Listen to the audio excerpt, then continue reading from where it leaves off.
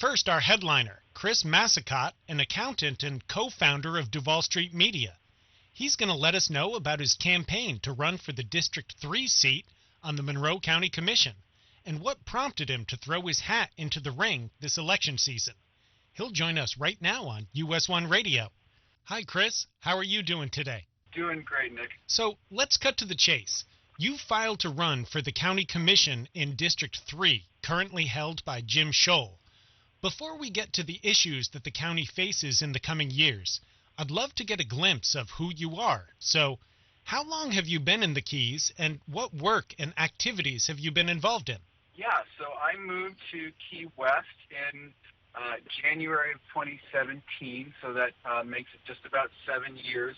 I permanently moved later on that summer, but I came here on vacation like so many of us and decided this is where I wanted to live and make my home. I came from Washington, D.C., where I worked in local politics for many, many years. Most of my clients were down ballot candidates like county commissioner, like, state auditors and things like that. And so when I came to the Keys, I wanted to, kind of change things up a little bit, and I started Duval Street Media with one of my friends, Jamie Mattingly, and our focus is to, help locally owned small businesses in the Keys, be more successful and find customers and bring more customers into their doors through digital marketing. On your campaign website, which is chrisformonroe.com, you state your mission is to be a financial watchdog for the county.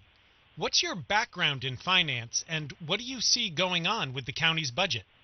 Yeah, that was my motivation to run.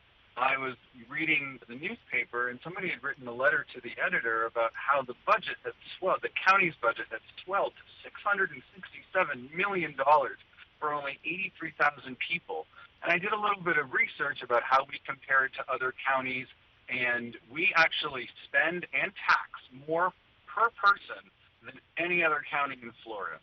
And so I did a little bit more digging in the budget. I attended the rest of the budget hearings and watched the other ones, and I was kind of alarmed that there was so little pushback by the county commissioners for this massive tax increase. And I've gone back as many as 20, 25 years, and I think this may have been the biggest property tax increase in the history of Monroe County.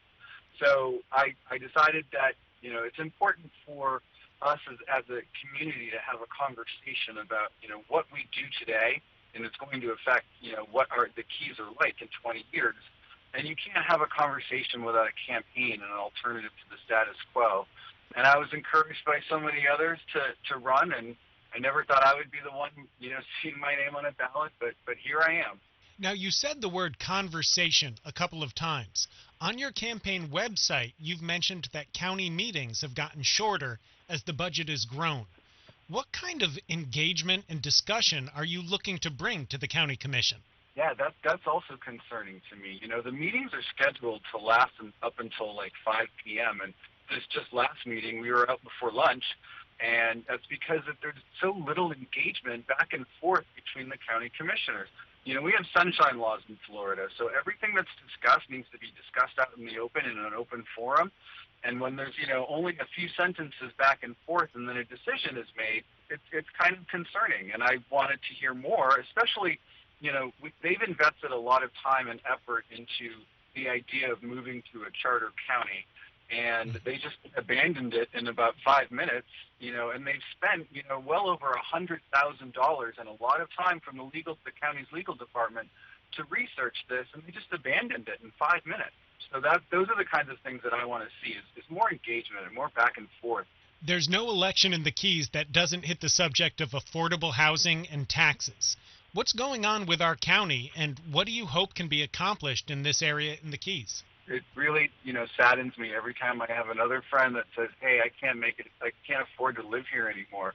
And they're artists, they're people that work in theater, it's people that work in, our tourism industry. They're just leaving because it's, nearly impossible to make a living and to enjoy the paradise that we live in if you're not, pretty wealthy. And one of the things that contributes to rising housing costs is property taxes.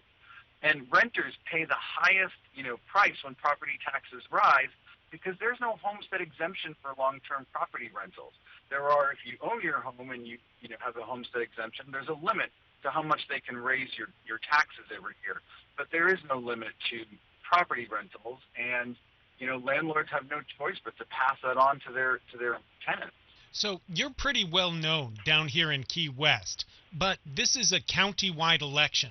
So what's next for you in the campaign to get your name out up the Keys? Yeah, this is pretty much day one of the campaign, and I've already traveled up the Keys several times while trying to decide whether or not to run. And I'm going to be spending a lot of time in the Upper Keys and you know, talking to voters and listening to residents up there, because you're correct. I don't know a lot about what, you know, Key Largo, Islamorada, Marathon are going through, other than what I read in the papers and hear on the radio. So I would like to hear that directly from some of those folks there, and I'll be doing quite a bit of that and traveling up the Keys as often as I can. Now, before I let you go, I've got to ask you, what makes you think that you're the right person to sit on the county commission? Yeah, I've got to start by saying I have a tremendous amount of respect for Jim Scholl. You know, he served our country as the Naval Air Station Commander here. He served our city as the city manager. And in both of those positions, he was carrying out the policies of other people that, you know, he was being told to do. In this position, he's the one making the policy decisions.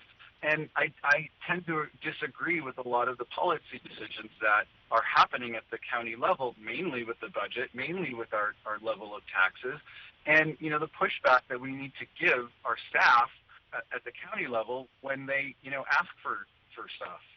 Because as a county manager or a city manager, of course I'm going to ask for literally everything I need, and it's the job of the commissioners to say, hey, we need to, you know, pull back and you know, really kind of figure out how we can stretch our residents' tax dollars as far as they can go, because, you know, we're all stretched down here, and we have to, you know, make sure that we're spending our money as wisely as possible. Okay, thanks a ton, Chris. It's been great to have you on the show. Thank you, Nick. It was a pleasure, and I hope to meet you in person very soon.